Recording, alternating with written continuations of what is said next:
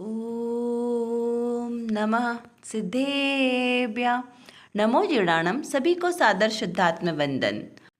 आज पौष शुक्ल पंचमी का यह शुभ मंगल पावन दिवस है और आज प्रसारित होने वाले संदेश में से जो संदेश हमें प्राप्त हुआ है वह गुणभद्र आचार्य देव के द्वारा विरचित आत्मानुशासन ग्रंथ के माध्यम से प्राप्त हुआ है। तो चलिए पढ़ते हैं आज का संदेश। यहाँ पर लिखा है, जिनकी तृष्णा से अत्यंत दुखी होकर इन्हें भोगने के लिए तूने अपनी अमृतमय आत्मा को मलिन किया और मन की सेवक इंद्रियों का आज्ञाकारी होकर इनकी प्रवृत्ति की। उन कड़वे विष के समान विषयों में क्या स्वाद है? जिस प्रकार पित्त ज्वर से आक्रांत व्यक्तियों को वस्तु का स्वाद विपरीत भासित होता है, उसी प्रकार बुद्धिमान होते हुए भी विषयाभिलाषी के कारण तूने राग रस के कारण विषयों का कटुक स्वाद मधुर लगता है। यह अत्यंत कष्ट की बात है। देखिए कितनी हमारे लिए कितनी प्रेरणादायक बात है और कितना कटु सत्य भी है कि हम क्या कर रहे हैं। अनादिकाल से हम सिर्फ 5 इंद्रिय के विषयों में ही आसक्त हो रहे हैं। आचार्य देव ने बहुत करुणा करके हमें समझाया है कि हे जीव, तू क्या कर रहा है? बुद्धिमान होकर तू अज्ञानियों की तरह व्यवहार कर रहा है। जिनकी तृष्णा से अत्यंत दुखी होकर इन्हें भोगने के लिए तूने अमृतमय आत्मा को मलिन कर दिया, यानी के लिए राख पाने के लिए हमने हीरे को जला दिया।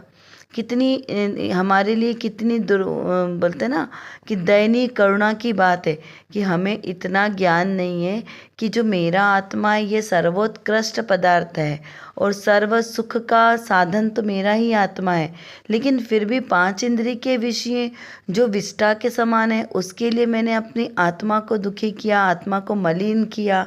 तो आत्मा को मलिन कैसे किया?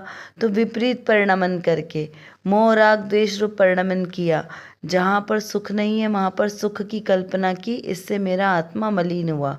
तो यहाँ पर कैसा कहा आत्मा की मलिनता का कारण कि आत्मा को जो इंद्रियां मन की सेवक है, यानी ये 5 इंद्रियां जो है ये तो मेरे आत्मा की सेवक है।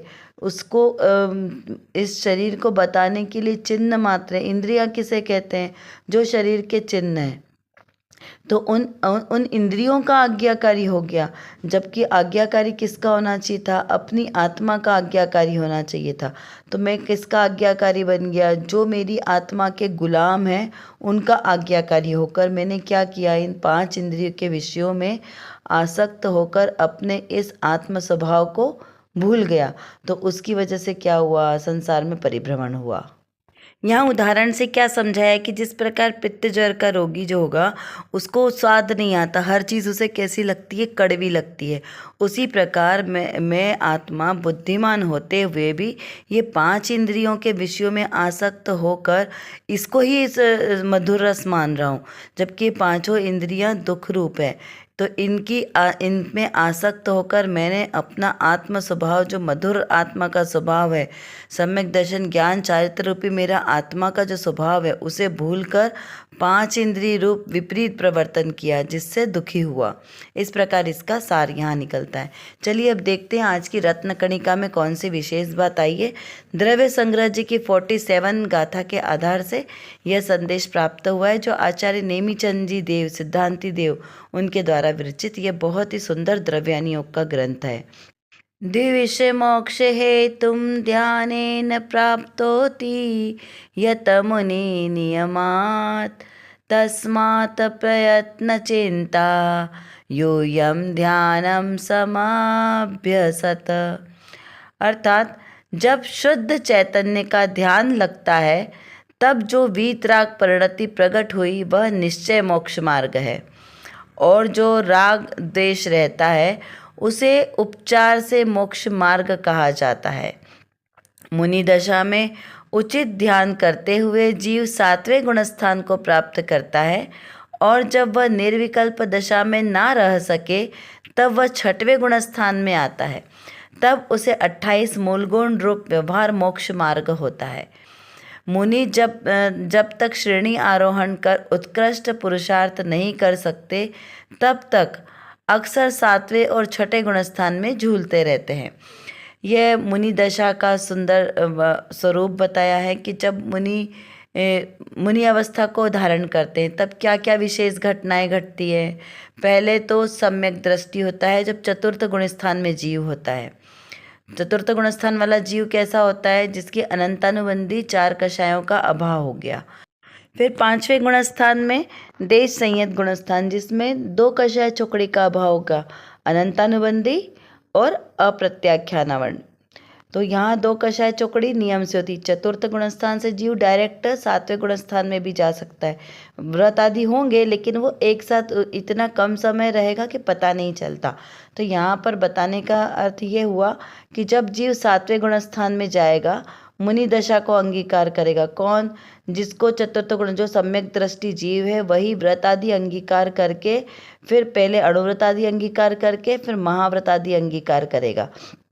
तब जीव 7वें गुणस्थान को प्राप्त करेगा। और 7वें गुणस्थान में 3 कषाय चौकड़ी का अभाव हो जाता है। कौन कौन सी? अनंतानुबंधी, अप्रत्याख्यान और प्रत्याख्यान। इस प्रकार तीन जो कषाय, इनकी 4-4 चौकड़ी का अभाव हो गया।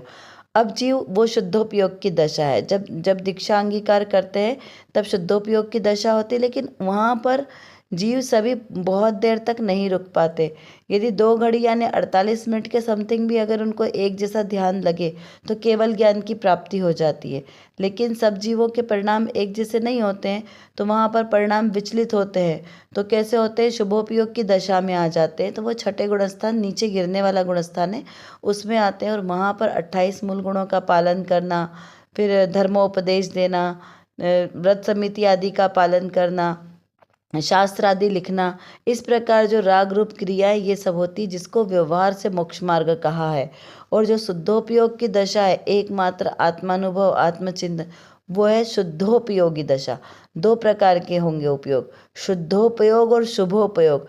तो शुद्धोपयोग की दशा 7वें गुणस्थान वर्ती होगी, जो एकमात्र अपनी शुद्धात्मा का अनुभव हो रहा है, लीनता, आत्मा में लीनता, वो है शुद्धोपयोगी दशा।